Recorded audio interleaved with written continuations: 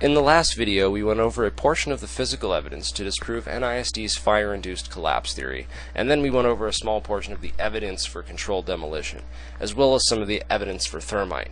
The pools of molten steel at ground zero, the fires burning underground for 99 days, and the video evidence of thermite dripping from the South Tower are all examples of solid physical evidence for the use of thermite. But there's one final piece of evidence that we need in order to put the last nail in the coffin and lay this thing to rest for good. When thermite reacts, it produces aluminum oxide, visible as white smoke, and molten iron. When thermite reacts, it often sprays molten iron into the air. This spray of molten iron forms round droplets from surface tension which solidify as tiny iron spheres. So if thermite was really used to bring down the World Trade Center, we would find evidence of these iron microspheres in the dust. Also, if thermite were used in a linear shaped cutting charge to sever core columns, the explosives at the center would have blasted the molten iron from the thermite on the outside into the air, atomizing it into tiny droplets and sending them flying everywhere. So we'd find really small microspheres of iron. So we need these tiny microspheres in order to scientifically prove this theory of thermite. Well, fortunately, there were people who collected dust samples from the World Trade Center and saved them for sentimental value or whatever reason. Jeanette McKinley's apartment was directly across from the World Trade Center's South Tower when it collapsed, and she saved some of the dust that blew all over her apartment. She later provided the dust to Dr. Stephen Jones of Brigham Young's University for testing. By using a plastic bag placed over the magnet, Jones was able to extract these iron microspheres from the dust and had them analyzed to determine their composition. The graph on the left shows the iron-rich microspheres that were extracted from the World Trade Center dust sample provided by Jeanette McKinley. The graph on the right is what thermite should look like. The two are almost indistinguishable. So does this scientifically prove the use of thermite? Well, let's look at some of the debunking arguments. Could these iron-rich microspheres, which are spectrographically identical to reacted thermite, have been produced by cutting torches during cleanup? Well, seeing as the dust samples were taken from Jeanette McKinley's apartment across from the World Trade Center, it would seem pretty unlikely for any kind of torch slag to have wound up inside of her apartment from the cleanup workers outside of her building. This also can't explain the chemical signatures. If these microspheres were produced by melting steel with a cutting torch, they would have traces of manganese and carbon, which are steel additives. Molten iron is a byproduct of thermite. Iron, not steel. It may look the same as molten steel to you and I, but chemically they are not the same thing, chemically. Chemistry and physics are not biased. Chemistry and physics are not left-wing liberals. They are facts. Now let's deal with them accordingly.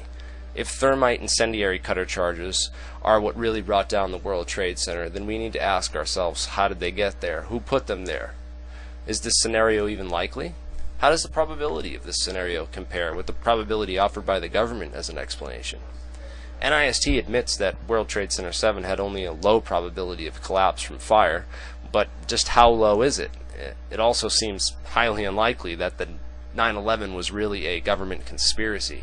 I mean, let's be honest. What are the chances of that happening and them getting away with it? How many people would have to be involved, and why aren't any of them talking? So let's look at some probabilities and see how they compare. Have there ever been any actual real conspiracies before? Has anyone ever committed arson and insurance fraud by destroying their own building before? Has a government ever destroyed its own building as a political move? Did they actually get away with blaming it on someone else? Is it possible to use propaganda and control of the mainstream media to mislead an entire nation? Is it possible to rig the World Trade Center for demolition without people noticing? I mean, these are all probabilities we would need to consider for an inside job theory to work, correct? For the government's theory to work, they need to prove that 3 World Trade Center buildings collapsed from fire for the first time in history, which is why they hired a bunch of their guys, gave them NIST credentials, and had them bullshit a report. So we're going to weigh these probabilities against each other on a scale of which is more likely. If something has never happened before, it holds no weight. If we have an historical example to compare it to, then it holds some weight. Well, let's see which side the scale of probability rules in favor of. On the conspiracy side, we have a series of unlikely events, but they all have historical examples we can compare them to. On the government side, however, we have a series of highly improbable events, including 3 consecutive unique events. So it's not just the possibility of a steel skyscraper disintegrating from fire, falling straight down into the path of most resistance. We have to explain why it happened 3 times in the same day, in the same place, when we've never seen a building collapse like this before anywhere. So why can it only happen in New York City on 9/11 and not anywhere else? I mean, we have over 100 years of steel frame buildings being constructed in the world, and this has never happened to a single one of them. Now that we've seen what chemistry and physics and mathematics and probability say about conspiracy theories, we're going to tie it all together and play a part of a covert ops demolition engineer. Heck, we've already got one who agrees with us. There are probably more out there too who aren't coming forward. Now we are tasked with mission impossible.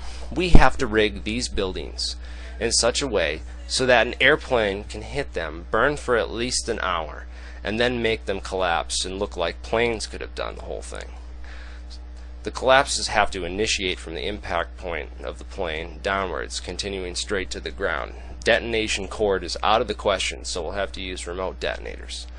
In order to do this, we are going to need about a month's worth of 24-hour access to the buildings. Nobody can gain access to these buildings without the approval of World Trade Center security.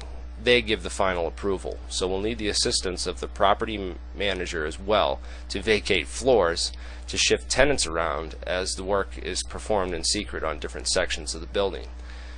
Now, the World Trade Center is basically 3 office buildings stacked on top of one another. There are 2 sky lobbies where elevators get off. These are the most structurally reinforced areas of the building, and they are the hardest to get to because there are always people around working. So we'll need to do them last, and we'll have to do it while the buildings are evacuated because it's going to be noisy. People tend to notice stuff like that and get suspicious. We could use a team of demolition workers and dress them as elevator repairmen and give them uniforms. This way they have an excuse for doing work on the elevator shafts. All they have to do is cut through the drywall in order to access the steel girders to apply demolition charges to the core columns, with the detonators on the inside so that they wouldn't be damaged by burning fires on the outside of the core column. They'd be protected by the steel casing of the actual core column itself. Now, 4-foot crawl spaces between floor sections in the World Trade Center allows unrestricted access to the entire support infrastructure of these buildings, all through the elevator shafts. Now it's up to you to do the research and see for yourself if there are any facts or witness testimony from the people who were there and in the World Trade Centers before this, and see if they have any stories that support any of this. And keep in mind that people can't see explosives that are hidden inside the walls. So think about it. This is your country. As Americans, we have every single right to know the truth about what happened that day. And I don't think the government's being honest. There's way too much scientific evidence that refutes everything that they have ever given to us. And the NIST report, FEMA report, all popular mechanics, these aren't scientific at all. They're bullshit. Please check all the links, do your research,